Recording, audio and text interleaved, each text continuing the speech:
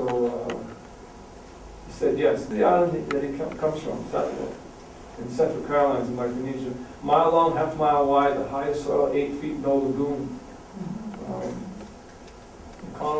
The colonizing nations of Spain and of Germany and Japan and US really had no interest in this island because there was no safe anchorage, no military purpose. And so this island stayed intact, a 3,000-year school of maybe 1,000 acres over that period in time. Next slide. The challenge, Mao now is going to leave Honolulu Bay, Maui, up there on the west side, and find that island 2,500 miles away, called Tahiti. So they'll cross the world's 2 biggest wind systems, and where they collide, they'll have to find its way to the cloudiest place on the earth called the Delta. Extraordinary journey. This is the intended sail plan. No instruments. The voyage has not been done in 600 years. To put the challenge into perspective and to really relate it to maybe where we are today, Mao, in his genius, knew that something was wrong when they were at the departure. I was there. The day they were leaving, May 1st, 1976, Mao brought an interpreter in so he could speak his own language. And at the Alba ceremony, there was 2 crews. The crew going down to Tahiti and the crew that's going to come back. And I was lucky enough to be picked on the crew to come back from Tahiti to Hawaii. He got up and he said just a few things. But he said, to the crew going down, today you go to sea. And today, Hokule becomes your mother. You take care of her, it'll take care of you. And today I become your father. Listen to my words, you see the island to sea. And my words are, if you have anything of a problem or something is wrong on the land, today you leave it on the land. Today you go to sea as good brothers. Because Mao knew something was wrong. The problem was, that crew was good sailors, but they were not necessarily good brothers. Because it was 2 communities that never found some common ground of vision and values that they would agree upon to put the differences apart.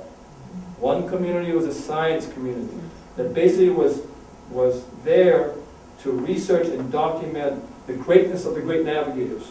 And you should. What an extraordinary once-in-a-lifetime voyage that Mao take you down the road. And the other was a Hawaiian community that after decades and centuries, 2 centuries of seeing things being taken away, that this is their canoe, it's their heritage, and they don't want that taken away. There was never the ability in hindsight to look at this, to get these 2 communities to figure out what they share so much and so valuable that they agree on that they can put the rest aside. And that's what Mao was saying.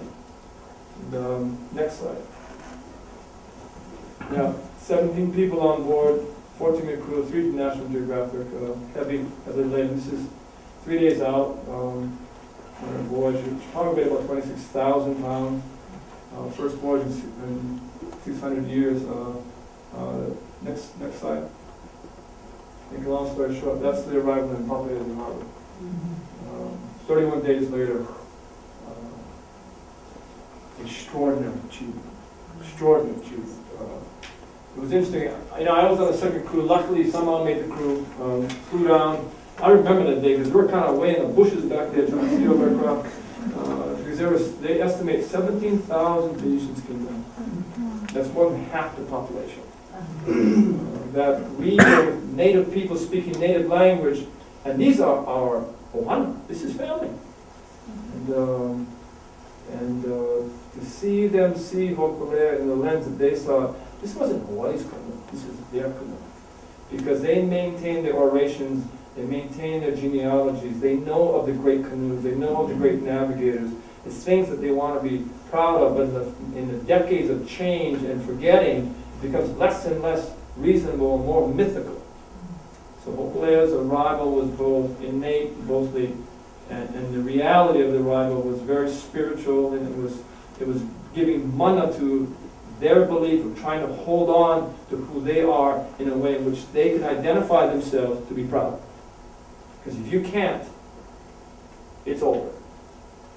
And next slide. So many people.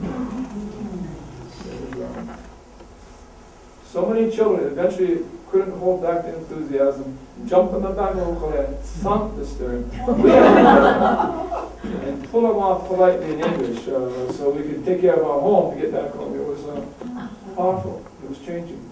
People coming together. And who does this? One man. One man. And bringing talent around the power of the dream.